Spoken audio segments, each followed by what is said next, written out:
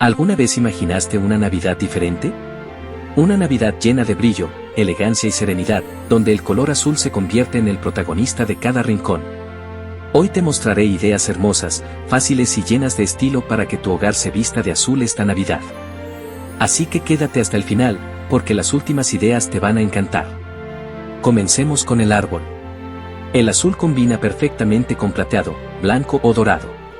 Puedes usar cintas brillantes, esferas metálicas y luces frías para crear un efecto de nieve mágica. Y si quieres un toque más moderno, añade adornos transparentes o de cristal, hacen que la luz se refleje y llenen de encanto tu sala.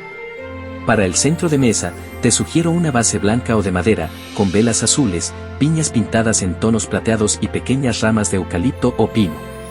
El resultado, una mesa navideña que parece sacada de una revista.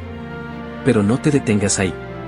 Decora también las esquinas con cojines, cortinas o guirnaldas en tonos azul noche o azul celeste. Cada detalle cuenta para crear un ambiente mágico y sofisticado.